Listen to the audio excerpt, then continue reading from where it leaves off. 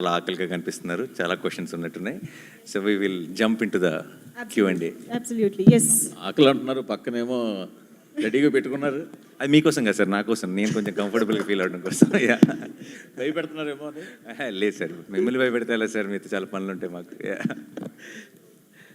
సరే, అంటే మీరు ఇప్పుడే చెప్పారు, పూర్వం నోస్టాల్జియా కొంచెం ముందుగా రిలీజ్ చేసేవాళ్ళు, 15 రోజులు బట్ దాన్ని మాట్లాడుకునేవాళ్ళు అని చెప్పేసి. బట్ దీని వెనకాల ఈ డిఫరెంట్ మూవీ అంటే డిఫరెంట్ అంటే ఇన్ ద సెన్స్ మీరు చేసే మూవీల్లో డిఫరెంట్ మూవీకి జనాల్ని ప్రిపేర్ చేయడం కోసం అని కూడా అనుకోవచ్చా? అర్థం కాలేదు sir.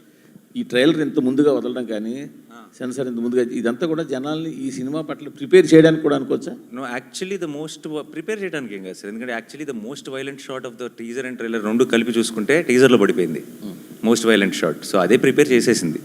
It is just that excitement పెంచడానికి. అంటే ఇప్పుడు చాలామంది ఏమవుతుందంటే, ఇప్పుడు రీసెంట్గా వైలెన్స్ ఎక్కువ ఉన్నప్పుడు ఆటోమేటిక్గా violence for the sake of violence అని డౌట్లు వస్తున్నాయి. ముందు ఆ డౌట్ క్లారిఫై చేసేయాలి. ట్రైలర్లో ఫస్ట్ షాట్ అందుకో వేసినట్టున్నారు.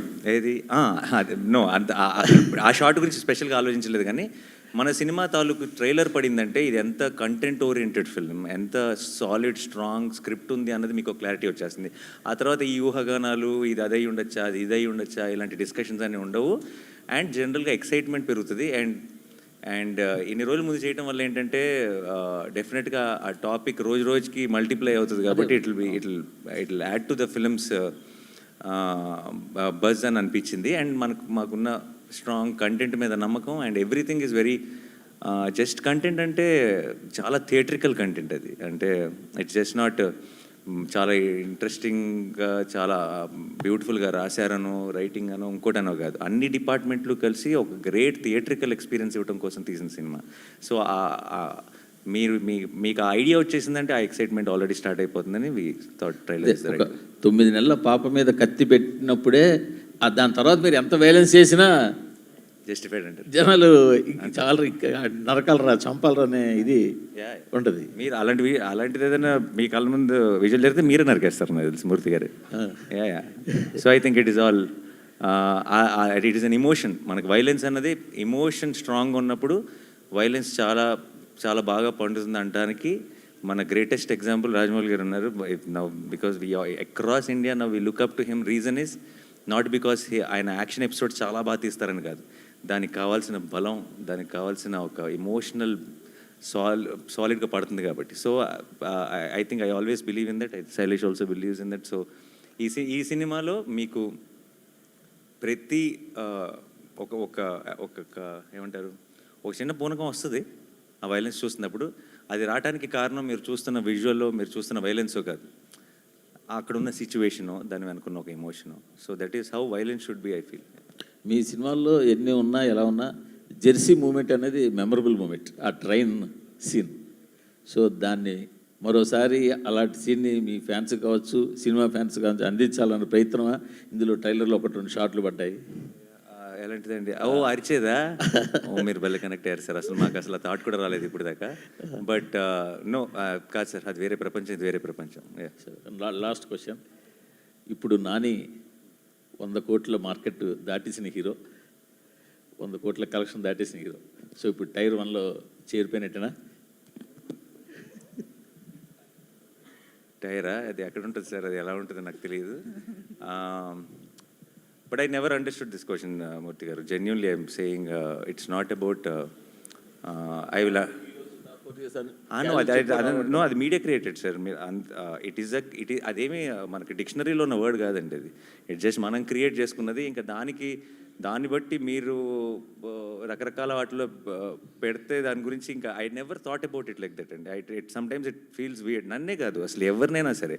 మీ ఫేవరెట్ యాక్టర్ అంటే ఎవరో చెప్పండి, మీరు ఎవరి సినిమాకి వెళ్ళాలని ఉందో చెప్పండి, ఎవరి సినిమాలు ఎలా ఆడుతున్నాయో చెప్పండి, ఎవరి సినిమాలు తగ్గట్టుగా వాళ్ళ బడ్జెట్స్ కానీ సెటప్ కానీ అన్నీ యాక్టర్స్ అందరూ చేసుకోవాలి. ఈ ఛాంబర్స్గా నా ట్రైన్ లాగా బోగిల్గా సపరేట్ చేసి ఎందుకు కూర్చోబెడుతున్నారు తెలియదు. కానీ but I never believe it doesn't actually. It's a very అనొచ్చలేదు, తెలీదు. అసలు చాలా స్టూపిడ్ కాన్సెప్ట్ అండి అది ఎందుకు ఎవరు స్టార్ట్ చేస్తారో తెలియదు. బట్ దాన్ని మనం అందరం పెంచి పోషిస్తున్నాం. ఆపేయాలి. ఆపితే సినిమా ఇండస్ట్రీ బాగుంటుంది, సినిమా ఇండస్ట్రీ బాగుంటే మీరు బాగుంటారు, నేను బాగుంటాను, అందరం బాగుంటాం. నానిగారు సార్. హాయ్ అండి. అండ్ పెద్ద సాహసమే చేశారు మళ్ళా.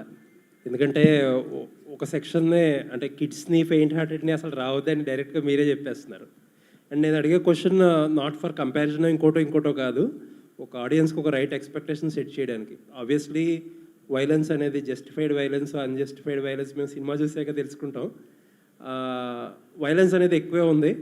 ఒక మీటర్ సెట్ చేయాలంటే ఆడియన్స్కి ఒక ఎక్స్పెక్టేషన్ సెట్ చేయాలంటే ఇప్పుడు యానిమల్ కానీ, కిల్ కానీ, మార్కో కానీ ఏ లెవెల్లో ఎక్స్పెక్ట్ చేయొచ్చు violence? Nothing to do with అండి. అంటే కంపారిజన్ కాదండి, ఏ సినిమాకి ఆ సినిమా అంటే కైండ్ ఆఫ్ అసలు కంపారిజనే కాదు, లేదు. But the kind of bloodshed we ఆ మూడు లాగా ఆ మూడు సినిమాలు ఐ థింక్ మూడు డిఫరెంట్, చాలా ఈ సినిమాకి చాలా దూరంగా ఉండే సినిమాలు. అంటే వాటి గ్రామరే వేరు, దీని గ్రామర్ వేరు. సో నేను ఆ స్కేల్ని ఈ స్కేల్ని పక్క పక్కన పెట్టి అంటే నేను స్పిల్ అయిన బ్లడ్ ఎన్ని లీటర్లు స్పిల్ చేశారు అనే దాని మీద అడుగుతున్నా. అలాంటి లెక్కలో చెప్తారు, అలా ఏం లేదు కానీ but it is a very మీకు ట్రైలర్లో చూసినప్పుడైనా మీకు వైలెన్స్ అనిపించవచ్చు, కానీ మీరు సినిమా చూస్తున్నప్పుడు వైలెన్స్ ఏంటి ఇంత ఉంది అసలు మీకు ఆ థాటే రాదు. మీరు జస్ట్ కథతో ఫాలో అవుతారు, మీరు ఆ నరేటివ్తో ఫాలో అవుతారు, నెక్స్ట్ ఏంటి అని చూస్తారు. సో అప్పుడు మీరు ఇలా సపరేట్గా వైలెన్స్ అని సపరేట్ చేసి చూడరు. అది మేబీ ట్రైలర్ కాబట్టి మీరు, లేదంటే మీకు పాత ఇంతకుముందు ఎగ్జాంపుల్స్ ఉన్నాయి కాబట్టి మేబీ ఇమీడియట్గా మీకు అన్ని మైండ్లో ఫ్లాష్ అయి ఉండొచ్చు. బట్ ఒక్కసారి థియేటర్లోకి వెళ్ళిన తర్వాత మీరు ఆ హిట్ 3 ఆ ప్రపంచంలోకి వెళ్ళిపోతారు, ఆ కథనే ఫాలో అవుతారు, నెక్స్ట్ ఏంటి అన్న ఒక క్యూరియాసిటీతోనే సినిమా అంతా చూస్తారు. All the best. Thank you. Nani గారు, బేసికలీ మీరు మార్నింగ్ వైజాగ్లో మాట్లాడుతూ అన్నారు కదా, ఎవరైతే యాక్షన్ మూవీస్ నా నుంచి కోరుకుంటున్నారో వాళ్ళు థియేటర్కి రావచ్చు, మిగతా వాళ్ళు కొంచెం దూరం ఉండండి అని. సో మీకు ముఖ్యంగా పిల్లలు, లేడీస్ ఎక్కువ ఫ్యాన్ ఫాలోయింగ్ ఉంది. వాళ్ళు రాకపోతే కలెక్షన్స్ మీద ఎఫెక్ట్ పడదంటారు?